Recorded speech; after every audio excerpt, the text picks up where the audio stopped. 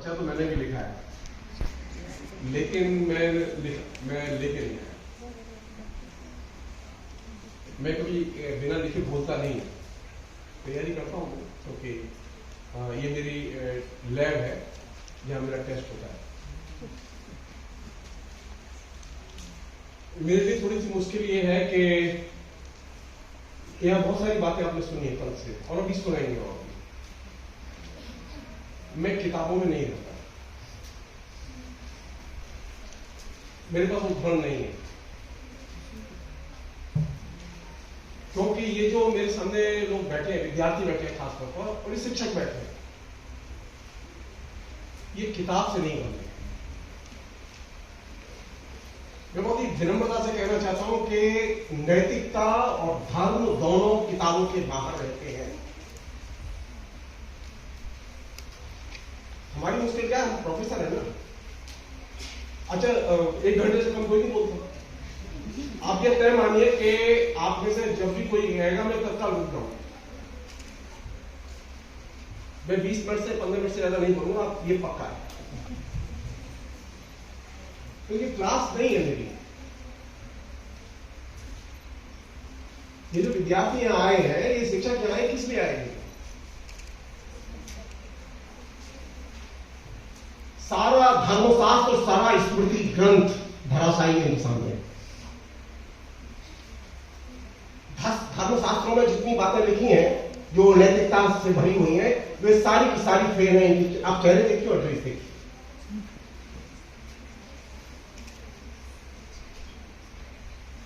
जिसे हम लोग कहते हैं ना सेकुलराइजेशन, कहां में रहो, नैतिकता कहां मिलेगी? आप स्तंभ सूत्र में मिलकर मैं वैसे पोजीशन बोल सकता हूं, लेकिन मैं बोलूंगा नहीं। मैं जो चीज समझाना चाहता हूं यह कि नैतिकता के प्रश्न, धर्म के प्रश्न, जीवन के प्रश्न, वो जीवन में मिलेंगे और जीवन में हल होंगे, वो किताबों में हल नहीं होंगे। हमारी मुश्किल यह है कि हम ये जीवन देखना नहीं चाहते,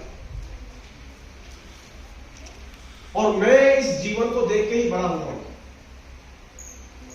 मुझे संयोग से संस्कृत के श्रेष्ठतम विद्वानों से पढ़ने का मौका मिला, और हिंदी के भी श्रेष्ठतम विद्वानों से पढ़ने का मौका मिला, और संयोग से श्रेष्ठतम विद्वान जो विभिन्न विषयों के हो सकते उनके साथ पढ़ने का मौका मिला। मैंने एक ही चीज सीखी, और मैं आपसे कहता हूं कि आप भी उसे भगवान मानिए। जो सामने का यथार्थ है वो सबसे महत्वपूर्ण है।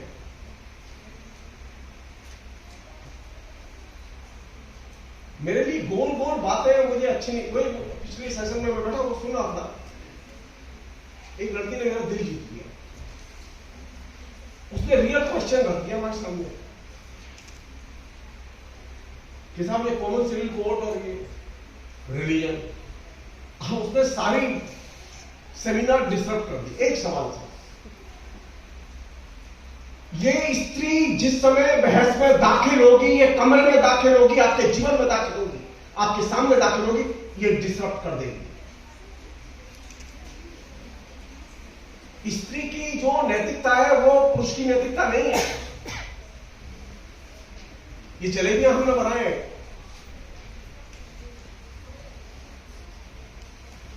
स्त्रियों की नैतिकता अलग होती है और पुरुषों की नैतिकता अलग होती है। विद्यार्थी को लगेगा कि वो क्या रहा है, ये सारी चीजें इतनी गोल गोल कहीं कॉन्क्रीट फॉर्म में आती क्यों नहीं है? नैतिकता का जितना विमर्श है और धर्म का जितना विमर्श है पिछले 2000 वर्ष का, वो पुंज केंद्रित है, और इसे रिवर्स करने की जरूरत है।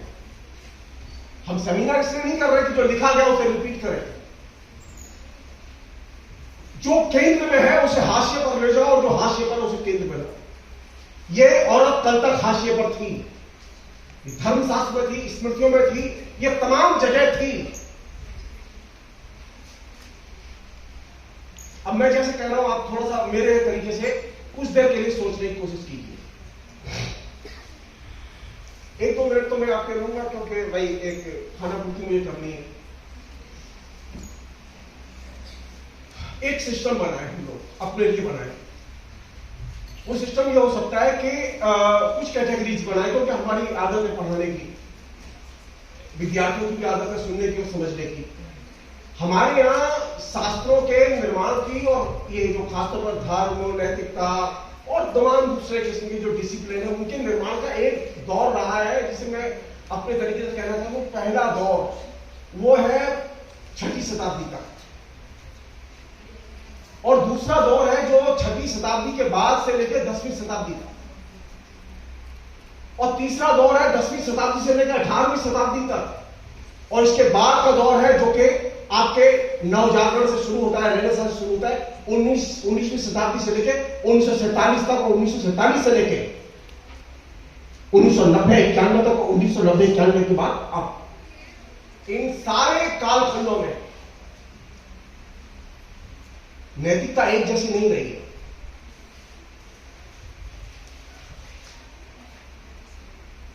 अगर हम ये सोचते हो कि नहीं ये तो सारा पार्ट एक जैसा चला आ रहा है, ऐसा नहीं रहा है। ये डिवीजन रहा है और ये डिवीजन आज भी है, और ये शिफ्टिंग आज भी है। अगर मुझसे पूछे आप में से अनेक हो सकता है कि लोग ये मानते हो एकादशी कब होती है। मैं मथुरा रहता हूं तो वहां आए दिन कोई ना कोई आता है, अच्छा कल क्या अष्टमी है। अब मुझे झटका लगता है क्योंकि मैं अंग्रेजी कैलेंडर से जीता हूं और वहां जो पूरा शहर है वो संस्कृत कैलेंडर में जीता है। तो मुझे लगता है कि मुझे अपने पंचांग को याद रखना चाहिए। हमारे जो रिलीजन है वो कब दाखिल होता है, आपने कभी सोचा इस बात, जिसे हम लोग कहते हैं इवेंट। पूर्णमासी आई तो स्नान करने जाना है तो वो इवेंट है, अमावस्या आई तो स्नान करने जाना है वो इवेंट है, एकादशी है तो उसमें व्रत करना है वो इवेंट है। हमारे यहां रिलीजन इवेंट सेंट्रिक रहा है, इसे भूलना नहीं चाहिए। हम देखना ही नहीं चाहते, एक भी इवेंट के बिना कोई भी रिलीजन का कोई भी फंक्शन नहीं होता। और जो चीज इवेंट केंद्रित होगी तो जाहिर है कि इवेंट पर ही बात होगी। फिर एकादशी का महात्म क्या है, पूर्णमासी का महात्म क्या है। अब यहां से लोगों का विमर्श, जनता का विमर्श जिसे हम लोग कहते हैं, साधारण अनपढ़ लोग, अशिक्षित लोग जो कभी शास्त्र के पास नहीं पहुंचते, उनके विमर्श को देखें। कहां रहते हैं वो, रिलीजन कहां रहता है। नरेंद्र मोदी तो कल आए हैं और राम मंदिर का शिलान्यास कल हुआ, वो उन्हें तो कल पता चला है कि विज्ञापन कंपनियों ने कहा है कि इवेंट करो तो ऐसा लाभ होगा। आपकी कल्चर का यह हिस्सा रहा इवेंट कल्चर।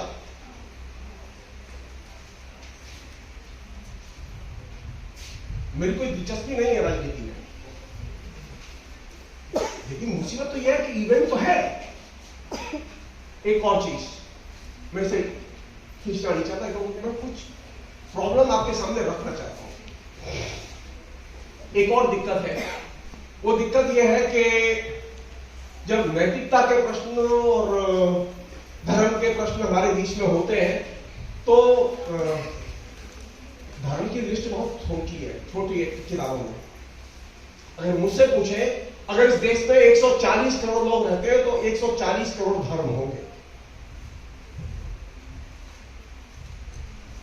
और 140 करोड़ लोगों की 140 करोड़ किस्म की नैतिकता होगी।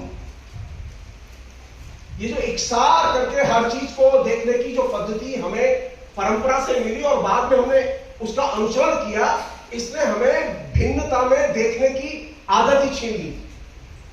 अगर मेरी बात में विश्वास न हो, आप में से कोई दो औरतें खड़ी हो जाए, अपने बारे में सिर्फ देखें, बात करें तो दोनों अलग किस्म की होंगी। एक ही कैटेगरी में, एक ही यूनिवर्सिटी में, एक ही कॉलेज में पढ़ाती है, एक ही पे स्केल में, आसपास घर है, लेकिन दोनों के स्वभाव, संस्कृति, आचार व्यवहार और खान पान अलग है।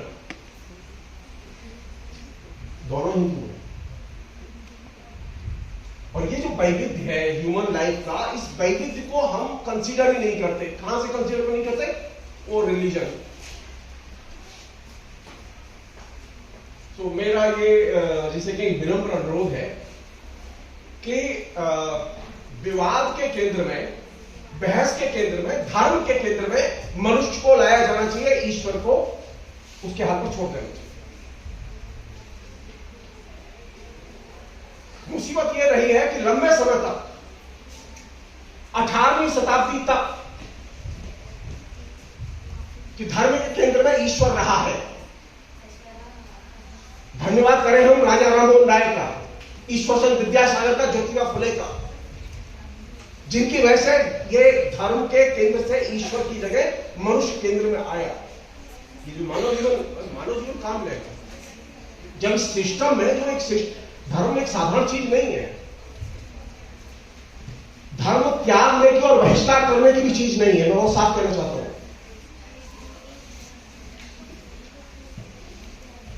एक साधारण लेमैन, गरीब आदमी, एकदम अपाहिज आदमी, वो बिल्कुल आंसू बहाते मिलेंगे। मेरे खुद के 3 मंदिर हैं, मैं एक मंदिर में बैठता भी हूं, तो वो मेरी परंपरा का हिस्सा है। मेरे बहुत सारे लोग कहते हैं यार जेल में पढ़े हो तुम, इतने लोगों के साथ पढ़े हो, और तुम यार ये मंदिर पे जा रहे हो बैठने के लिए। मैं सिर्फ अपने दोस्तों से एक बात कहता हूं, आपसे भी कह रहा हूं, वो मेरी सभ्यता का हिस्सा है, मैं उसे छोड़ नहीं सकता। जो लोग मुझसे कहते हैं कि तुम मंदिर मत जाओ, मैं उनसे कहता हूं क्या तुम अपने घर में रखे हुए जेवर फेंक सकते हो? अगर तुम अपने घर में रखे हुए जेवर नहीं फेंक सकते तो मुझसे ये क्यों कहते हो कि मंदिर छोड़ो? मैं अंधविश्वास नहीं मानता, लेकिन जो लोग पूजा करते हैं मैं उनके दर्द को तो समझूं। आप कभी जस्ट मेरे कहने से किसी भी मंदिर पर XYZ जहां आपकी इच्छा हो आप जाके सिर्फ बैठ जाइए, आप देखिए कि वहां कैसे लोग अपने दुख व्यक्त करते और रोते हैं। एक जमाने में जिसकी वजह से लोग बहुत सारे लोग नहीं जानते, गरीबों की पीड़ा की आह, ये वाक्य था, सेंटेंस था कार्ल मार्क्स का, कि धर्म क्या है? गरीबों की पीड़ा की अभिव्यक्ति। हमने क्या किया कि उसका प्रोपेगेंडा करके कह दिया कि मार्क्स ने तो एक कहा था धर्म अफीम है। जी नहीं, धर्म न तो अफीम है, धर्म न तो इवेंट है, बल्कि यहां गरीबों के दुखों की अभिव्यक्ति होती है। आपकी जरूरत है कि आप उसे पहचानें। किसकी साथ सहानुभूति होगी हमारी अगर हम धर्म को मानेंगे तो? गरीब के साथ सहानुभूति होगी या मेरे साथ सहानुभूति होगी? मैं तो पीठाधीश्वर हूं, मैं पुजारी हूं उसका, मैं आचार्य हूं। मेरी सहानुभूति, अगर मैं सचमुच में धर्म को मानता हूं तो मेरी सहानुभूति गरीब के साथ होगी। अब मैं आपको फिर ले चलता हूं पुरानी जगह। सब लोग जानते हैं कामसूत्र, सब लोग जानते हैं सुजुकी चरचंद का, सब लोग जानते हैं मनुस्मृति का भी नाम, सब लोग कालिदास को भी जानते हैं, भारवी को भी जानते हैं, और बहुत सारी कृतियां जिनका कि मैं जिक्र सिर्फ कर रहा हूं संदर्भ के लिए। क्या था हमारे बीच में? कोई चीज तो ऐसी घटी। हम उपासना में मंत्र की हमारे यहां महत्ता थी और मंत्र का उपदेश देते थे, मंत्र का इस्तेमाल करते थे। भक्ति आंदोलन के कवियों ने एक बहुत ही महत्वपूर्ण काम किया। उन्होंने मंत्र की जगह नाम स्मरण को, भगवान के को, उसे केंद्र में लाके रख दिया और मंत्र की विदाई। आप मंत्र जाने या न जाने, राम राम जी, खाली राम स्मरण हो रहा है। ये नाम स्मरण जो है, इसने क्या किया? मंत्र की विदाई कर दी। जिस मंत्र की दीक्षा को लेके तमाम किस्म के जितनी स्मृतियां, जितने धर्मशास्त्र है, किस चीज के लिए जाने जाते हैं? क्यों नहीं ये लोग मानते? कोई तो वजह आज की बात नहीं है ये। सैकड़ों साल हो गए, लोगों ने छोड़ दिया। क्यों? कोई तो वजह रही होगी। सिर्फ एक ही वजह है जिसे हम लोग कायदे से समझें और उसका मर्म जानने की कोशिश करें। वो ये कि एक तो उसमें वंशवादी दृष्टिकोण है और दूसरा ये उसमें हायरार्की है। हमारे यहाँ का जो सिस्टम है, जिसको कि हम पढ़ते हैं और बड़े होते हैं, जिसके लिए आधार पर हम शास्त्रार्थ करते रहे हैं, उसमें हायरार्की और भेद, ये दो चीजें साथ साथ नहीं है। और हायरार्की और भेद के कारण समानता नहीं रही है। समानता के दृष्टिकोण की तो एंट्री तब होती है जब भक्ति आंदोलन शुरू होता है, जिसे हम लोग कहते हैं ना, दक्षिण के आलवार संतों से शुरू हुआ भक्ति आंदोलन, जो कि उत्तर भारत तक आया, जब ये भक्ति आंदोलन की शुरुआत होती है तब ये समानता की दृष्टि आती है। शुरू में इसकी चर्चा बुद्ध के यहां मिलती है, दूसरे लोगों के यहां मिलती है, लेकिन इसे जनप्रिय बनाया किसने? भक्ति आंदोलन के कवियों ने। तो क्या चीज सीखूं मैं? किन से सीखूं? कहां मिलेगा मुझे? एक अन्य चीज है, अगर आपसे कहा जाए कि मैं आपके सामने 3 ऑप्शन दूंगा, आपको मैं गुड़ खाने को दूं, आपको मैं चीनी खाने को दूं और टॉफी खाने को दूं, और आपसे पूछूं कि इन तीनों की मिठास का फर्क बताओ, बता सकते हैं? आप जस्ट फील कर सकते हो कि ये डिफरेंस। लेकिन आपसे कहा जाए कि बोलो, तो कहते हैं कि ये अव्यक्त है, इसे हम व्यक्त नहीं कर सकते। इसलिए हम लोग क्या कहते हैं, जो संस्कृत की आलोचना पढ़ाते रहे, उनको कहते हैं रस, रस की अनुभूति। कहां मिलेगा वो? फीलिंग। रिलीजन कहां मिलेगा? फीलिंग में। मैं धर्म की अनुभूति के बिना धर्म पर बात नहीं कर सकता, और मेरी स्थिति है कि मैं इस तरह से अपाहिज बना दिया गया हूं कि मेरे अंदर तमाम किस्म की संवेदनाएं मर चुकी हैं। किसी को ठोकर लगती है सामने तो हम हंसते हैं, हम लोगों को ये ध्यान नहीं आता उसको ठोकर लगी है, हम जाकर उसकी मदद करें, बल्कि होता यह कि हम लोग हंसते हैं उसे ठोकर लगी। किसी को तकलीफ होती है तो हम लोग दुखी नहीं होते, जो अन्य के दुख में दुखी होना, अन्य के प्रति सरोकार विकसित करना, ये धर्म की सबसे महत्वपूर्ण उपलब्धि थी, जिसको कि हमने हाशिए पर डाल दिया। पहली बार नवजागरण के बाद में, रेनेसां के बाद में अदर्स, इसमें स्त्रियां हैं, इसमें अल्पसंख्यक है, इसमें एससी एसटी है, ये तमाम लोग हैं जो वंचित लोग हैं, जो हाशिए के लोग हैं, वे अदर्स सेंटर में आते हैं। ये अदर्स सेंटर में नहीं थे पहले, 19वीं शताब्दी के पहले अदर्स सेंटर में नहीं थे। सिर्फ भक्ति आंदोलन में इसकी कोशिश की गई, और इसका परिणाम आप देख सकते हैं। आप मेरे कहने से, वैसे आप बहुत सारे लोग होंगे जो साउथ इंडिया गए होंगे, आप साउथ जाइए, साउथ में कृष्ण के मंदिर मिलेंगे आपको ऐसे, यहां कृष्ण की मूर्ति के साथ राधा नहीं मिलेगी। यहां राधा कृष्ण की मूर्ति मिलेगी आपको। साउथ में जो भक्ति आंदोलन के आलवार संतों के बीच में जो महिला, दलित महिला जो केंद्र में थी, वो महिला जो है उसकी मूर्ति आपको कृष्ण की मूर्ति के साथ रखी हुई मिलेगी। हमारे तो मीरा की मूर्ति नहीं मिलती कृष्ण के साथ में, जबकि मीरा तो कहती है कि मैं खूब कृष्ण को प्यार करती हूं, उससे कविताएं भी लिखी।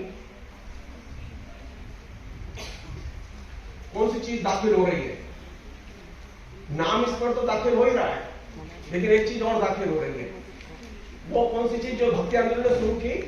भक्ति आंदोलन ने जो जिस चीज शुरुआत की वो ये कि जो हाशिए के लोग थे, वंचित लोग थे, वे सारे के सारे अब एक सिरे से सेंटर में आने लगे। मैं उम्मीद कर रहा हूं कि आप में से बहुत सारे लोग कभी मथुरा वगैरह गए हो। मथुरा में अष्टछाप के कवियों के मंदिर हैं। आप हिंदी साहित्य का इतिहास अपनी लाइब्रेरी में कहीं होगा, उठा के देखिए। पहली बार ऐसा हुआ कि अष्टछाप के जो कवि थे, उसमें से अनेक कवि वे मंदिरों में पुजारी बनाए गए जो कि दलित थे, और उनका दर्जा गोसाई से ऊपर था। हमारे यहाँ जो थोड़ा बहुत जिसे कहें कि धर्म के पुराने ढांचे में परिवर्तन की प्रक्रिया वो शुरू हुई, वो भक्ति आंदोलन के कारण शुरू हुई। और अब आखिरी बात, इस पूरे झगड़े को मैं बीच में छोड़ रहा हूं। आज की डेट में जब मैं धर्म पर बात करूंगा, नैतिकता पर बात करूंगा, तो मेरा संदर्भ क्या होगा? कौन सी चीज है? आज के संदर्भ में सबसे महत्वपूर्ण है डिजिटल कैपिटलिज्म और डिजिटल टेक्नोलॉजी, डिजिटल कल्चर। धर्म भी अपने को डिजिटल टेक्नोलॉजी के संदर्भ में व्याख्यायित कर रहा है। मॉरलिटी के प्रश्न भी और मॉरलिटी के रूप भी। अब कल तक ये था कि ये जो लड़की है ना, अगर कस्बे में किसी लड़के से बात करती मिल जाती थी तो घर पे आके पूछती थी कि तू लड़के से क्यों बात कर रही थी। आज वही लड़की, thanks for mobile and internet, mobile, उसके पास मोबाइल है और मोबाइल में उसके पास में अपने क्लास के मित्रों के नंबर है और वो नक्शे के साथ में घर में किसी भी लड़के से बात करती है, कोई उसे डिस्टर्ब नहीं करता। यही लड़की आज से 30 साल पहले पिटती थी क्योंकि पता चला कि वो किसी लड़के से बात कर रही थी। कौन सी चीज बदली है? किसने बदला इसे? Digital culture.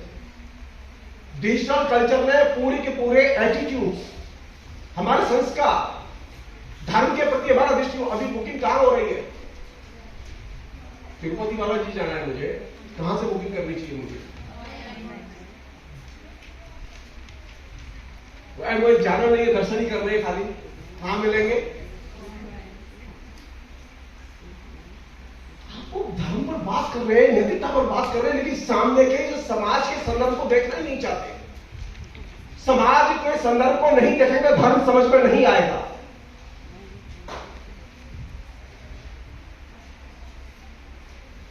एक अन्य चीज है जो कि डिस्टर्ब कर रही है, जो घुसाई है,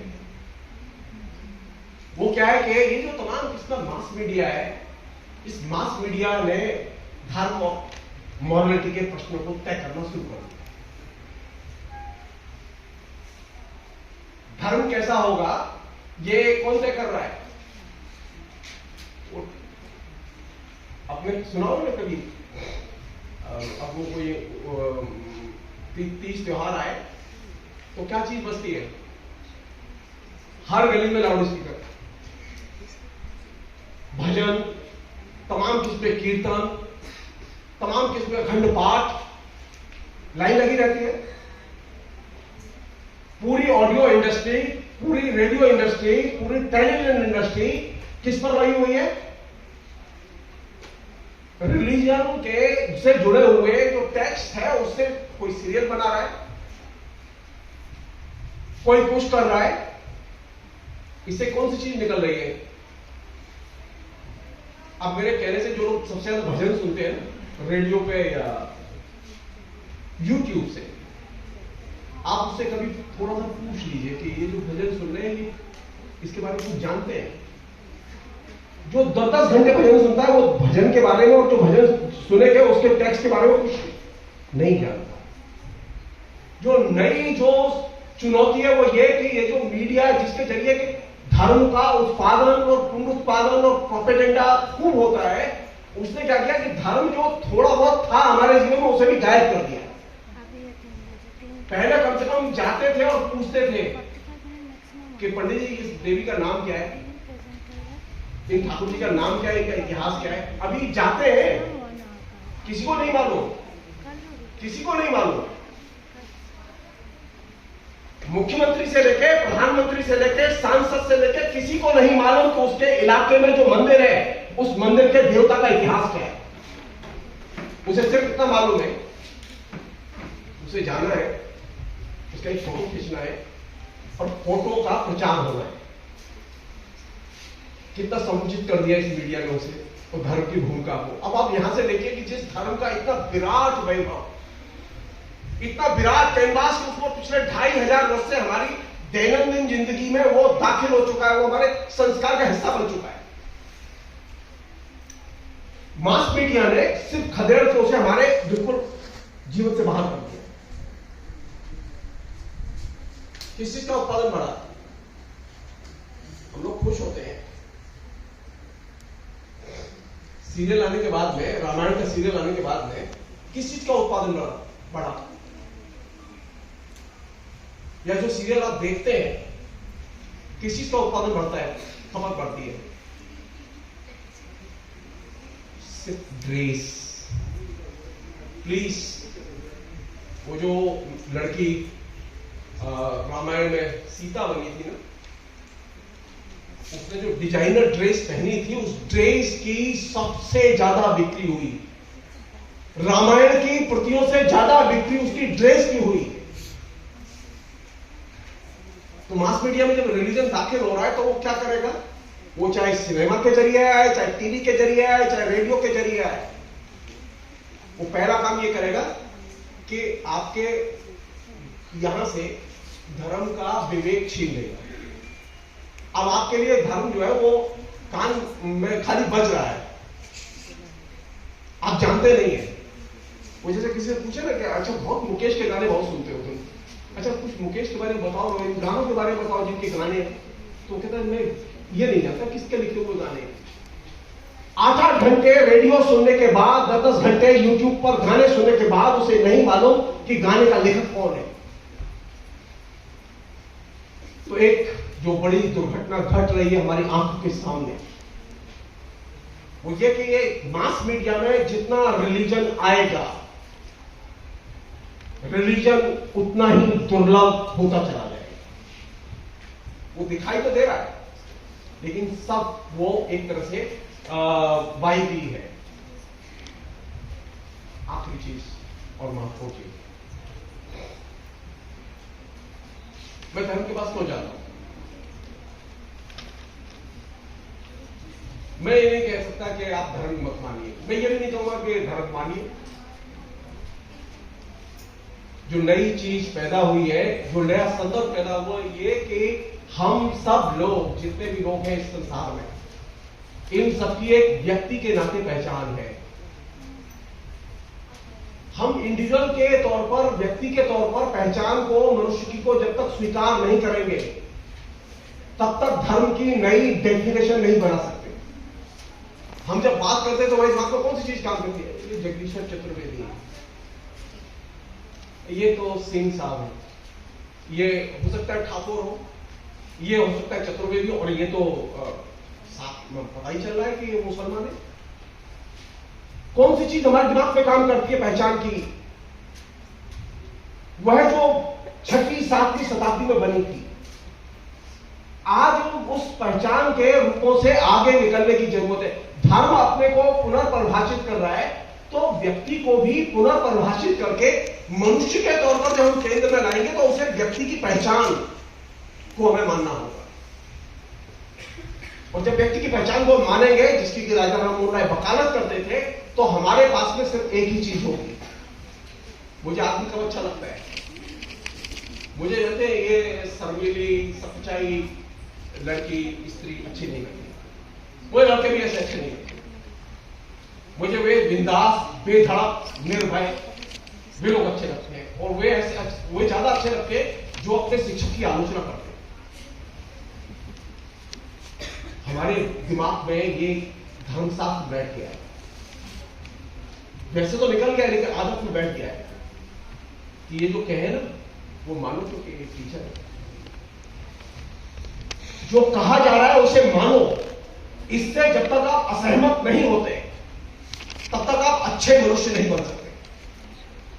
दिक्कत यह हुई है कि हमने ये जो कहा जा रहा है इसे मानो, इसके जरिए हमने अनुकरण की प्रवृत्ति पैदा की है, और इसने पूरी दुनिया में जानते एक खतरा पैदा किया है। सारी दुनिया के, मैं नाम नहीं लेना चाहता, सारी दुनिया के समाजशास्त्रियों ने जिसकी तरफ ध्यान खींचा हुई है, जिस सर्वसत्तावादी राजनीति जिसे हम लोग कहते हैं, उसने उसको पैदा किया है। अनुकरण भाव ने सबसे ज्यादा खतरे पैदा किए डेमोक्रेसी के लिए, व्यक्ति की अपनी अस्मिता के लिए।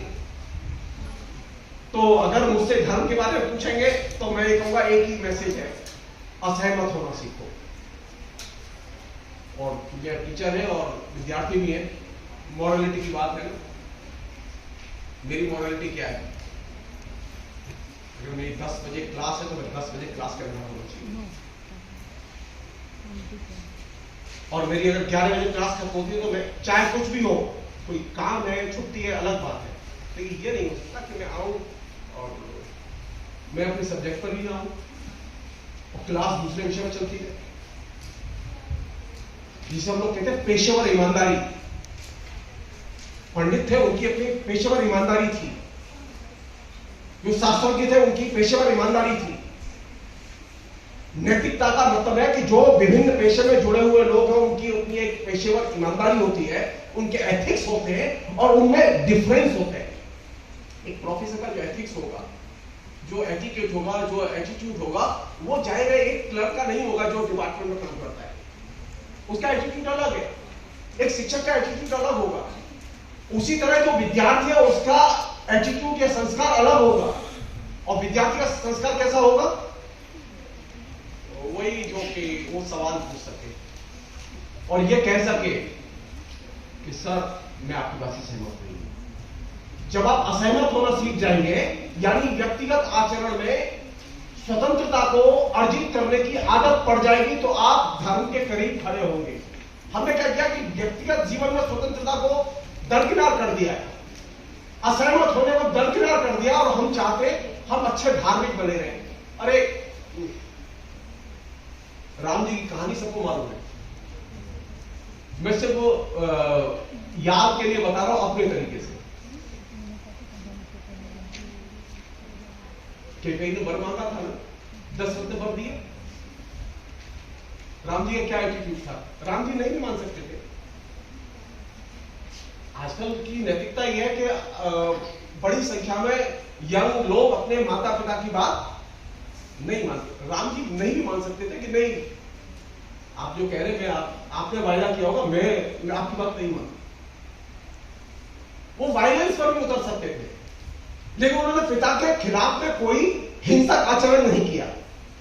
आप रामायण उठा के देखिए, जितने भी तरह की रामायण है सब उठाइए आप, तो सैकड़ों रामायण है, लेकिन एक चीज कॉमन है, वो ये कि धर्म की समस्या क्या है। आखिरी बात कह रहा हूं मैं आपसे, घर की समस्या है। धर्म की समस्या क्या है, घर की समस्या है। घर की समस्या को कैसे हल करते हैं, इससे पता चलेगा आप धर्म कितना जानते हैं। राम जी ने कैसे हल किया, उन्होंने कहा कि हमने बेटा वर दिया है, मांगा है इन्होंने, हमने वर दे दिया है और तुम्हें जाना है। नो वायलेंस, पिता पुत्र के बीच में कोई हिंसा नहीं हुई। क्या चीज सीखूं मैं रामायण से, क्या चीज सीखूं मैं राम की कथा से। अगर मुझे अपने घर की कोई समस्या हल करनी होगी तो घर में कोई वायलेंस नहीं होगा। धर्म का मतलब यह नहीं है कि मैं एक दूसरे के हकों पर हमले करूं। साधारण सा मैसेज है, राम की कहानी का दूसरा साधारण मैसेज है जो कि हम लोग डिस्कस नहीं करते। दशरथ के कितनी बीवियां थी, सब लोग जानते हैं कि उनकी एक चली थी बीवी थी, और राम की कितनी थी, एक। तुलसीदास ने रामचरितमानस लिखा तो तुलसीदास की सहानुभूति किसके साथ थी, दशरथ के साथ या राम के साथ। सब जानते हैं कि यह अनडिस्प्यूटेड फैक्ट है कि राम के प्रति तुलसी की सहानुभूति है। राम का परिवार एकल परिवार है। 47 में जब हमारे यहां आजादी आई और संविधान बना, तब हमारे यहां बहुपत्नी प्रथा रुकी। तुलसी पहला बड़ा लेखक है जिसने कि एकल परिवार के कॉन्सेप्ट को, और तुलसी नहीं, भक्ति आंदोलन के जितने कवि हैं, किसी के भी यहां बहुपत्नी प्रथा नहीं है, जबकि कानून तो था।